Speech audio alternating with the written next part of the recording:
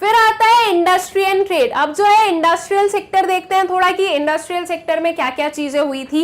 Okay, so the developing countries like India can progress only if they have a good industrial sector. Industry provides employment which is more stable than the employment in agriculture। ठीक है, जो developing countries होती है students, वो कब जो है properly work कर सकती है, प्रॉपरली ग्रो कर सकती है, जब उनके पास में एक गुड इंडस्ट्रियल सेक्टर हो। ठीक है, एक गुड इंडस्ट्रियल बेस हो। जो इंडस्ट्रीज होती है वो एक स्टेबल एम्प्लॉयमेंट अपॉर्चुनिटी प्रोवाइड करती है एज कंपेयर टू एग्रीकल्चर। ठीक है, एग्रीकल्चर में तो ये है कि हाँ, अगर सब कुछ सही रहा, अगर भगवान की कृपा रही, पूरा क्लाइमेट्स वगैरह सही रहे, वेदर वगैरह सही रहा, तो प्रॉफिट अर्न हो जाएगा। लेकिन अगर नहीं रहा तो उतना प्रॉफिट अर्न नहीं होगा। और साथ ही साथ में जो एग्रीकल्चर सेक्टर है स्टूडेंट्स, उसमें एक पर्सन पूरे 12 मंथ्स के लिए एम्प्लॉयड नहीं रहता है, बिकॉज बीच बीच में जो है लैंड्स खाली भी रहते हैं। तो उस टाइम पीरियड में एक पर्सन क्या करेगा, राइट? तो इसके लिए ये बोला जाता है कि जो इंडस्ट्रियल सेक्टर जो एम्प्लॉयमेंट प्रोवाइड करता है वो ज्यादा स्टेबल एम्प्लॉयमेंट होता है। वहां पर जो है थोड़ी स्टेबिलिटी होती है और एक प्रॉपर पता होता है ना कि अच्छा, किसी को अगर हायर किया है किसी भी कंपनी ने, तो उसका प्रॉपर जो भी वेजेस होंगे उसको पता होंगे कि उसे जो है इतना मिलेगा, और ये श्योरिटी है कि उसे इतना मिलेगा। तो वहां पर जो एक स्टेबिलिटी रहती है। तो इंडस्ट्रियल सेक्टर जो है वो ज्यादा स्टेबल एम्प्लॉयमेंट अपॉर्चुनिटीज प्रोवाइड करता है as compared to agriculture sector. Industrialization promotes modernization and overall prosperity। जो इंडस्ट्रियलाइजेशन है वो मॉडर्नाइजेशन भी प्रमोट करता है। Due to this reason 5-year plans stressed a lot on industrial development। और इसी के लिए इंडस्ट्रियल डेवलपमेंट पर बहुत ही फोर्स किया गया या फोकस किया गया था। ठीक है, जो हमारे 5-year plans थे उसमें। अब क्या क्या रेजोल्यूशंस थे, देखो इंडस्ट्रियल पॉलिसी रेजोल्यूशन बनाया गया इन 1956। अब इस पर्टिकुलर रेजोल्यूशन में क्या हुआ था, इसे हम बोलते हैं आईपीआर 1956। आईपीआर देखो अलग अलग भी होते हैं, आपको इसके अलग अलग फुल फॉर्म्स भी देखने को मिलेंगे।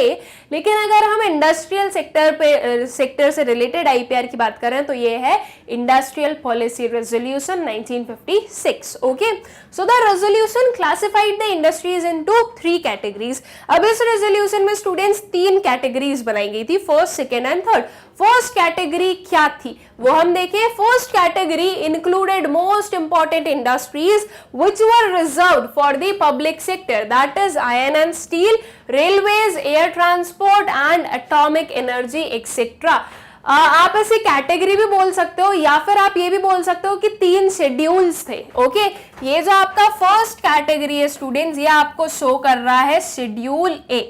जो सेकेंड कैटेगरी अभी हम पढ़ेंगे वो शेड्यूल बी होगा, और जो थर्ड कैटेगरी पढ़ेंगे वो शेड्यूल सी होगा। आपको ये भी पता होना चाहिए कि इन्हें हम शेड्यूल बोलते हैं, या आप लोगों के एमसीक्यूज में पूछा जा सकता है कि आईपीआर 1956 के शेड्यूल ए में कितनी जो है इंडस्ट्रीज थी, या कौन सा पर्टिकुलर सेक्टर जो है वो वर्क करता था। ये चीज बिल्कुल पूछी आपसे जा सकती है। ठीक है, तो शेड्यूल ए में जो है बहुत ही इंपॉर्टेंट इंडस्ट्रीज होती थी, या हम बोले कि स्ट्रैटेजिक इंडस्ट्रीज होती थी, जिसमें कि फुल कंट्रोल किसका था, पब्लिक सेक्टर का था। ठीक है, जैसे कि एटॉमिक वगैरह और ये जो हमारे आयरन स्टील रेलवेज वगैरह, ये सब कुछ जो है ये हमारे शेड्यूल ए का पार्ट थी। ठीक है, फिर हम बात करें हमारी सेकेंड और थर्ड कैटेगरी। सेकेंड कैटेगरी मतलब कि schedule B of IPR 1956 consisted of less important industries where public and private industries would coexist. Example, drugs, fertilizers, road transport, shipping, etc.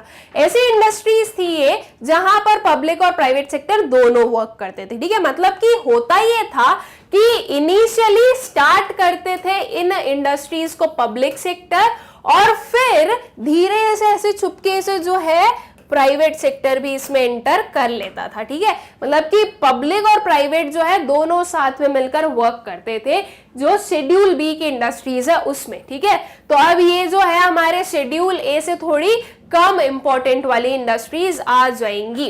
Okay, और फिर जो आती है हमारी third category, that is schedule C. तो I hope कि अभी तक तो आप समझ गए। शेड्यूल ए में है पब्लिक सेक्टर, ये याद रख लो, बहुत इजी है। शेड्यूल बी में है पब्लिक प्लस प्राइवेट सेक्टर, ठीक है। तो अब शेड्यूल सी में क्या होगा स्टूडेंट्स, अब शेड्यूल सी में सिर्फ और सिर्फ क्या हो जाएगा आपका प्राइवेट सेक्टर, ठीक है। एक में था पब्लिक प्लस प्राइवेट, और एक जो शेड्यूल सी है उसमें आ गया सिर्फ और सिर्फ प्राइवेट सेक्टर। तो आपके जो third category that is schedule C included all the remaining industries which were left for the private sector, example cosmetics, soaps, detergents, cold drinks etcetera, ठीक है। तो मतलब कि ये जो इंडस्ट्रियल पॉलिसी रेजोल्यूशन था स्टूडेंट्स, इसमें जो गवर्नमेंट है, जो पॉलिसी मेकर्स हैं, उन्होंने प्रॉपर बताया कि कौन सी इंडस्ट्री किसके अंडर आने वाली है। उन्होंने जो है पूरी जितनी भी इंडस्ट्रीज हैं सबको 3-5 में डिवाइड करके बोल दिया कि इसमें तो सिर्फ और सिर्फ पब्लिक सेक्टर का जो है वो रोल होगा, कुछ इंडस्ट्रीज में यहाँ पर पब्लिक और प्राइवेट दोनों ही वर्क करेंगी, और जो बची हुई इंडस्ट्रीज है जिसमें पब्लिक सेक्टर का कोई काम नहीं, वहां पर सिर्फ और सिर्फ जो है प्राइवेट सेक्टर वर्क करेगी। ओके, तो आई होप सो कि ये चीज आप लोगों को क्लियर हो गई है, ठीक है। जो इंडस्ट्रियल पॉलिसी रेजोल्यूशन है ये याद रखिएगा, ये जो है आप लोगों से आपके एमसीक्यूज में जरूर पूछा जाएगा, ठीक है। तो इसलिए आपको याद होना चाहिए कि शेड्यूल ए, शेड्यूल बी, शेड्यूल सी होते हैं और इनमें ये इंडस्ट्रीज होती हैं। ओके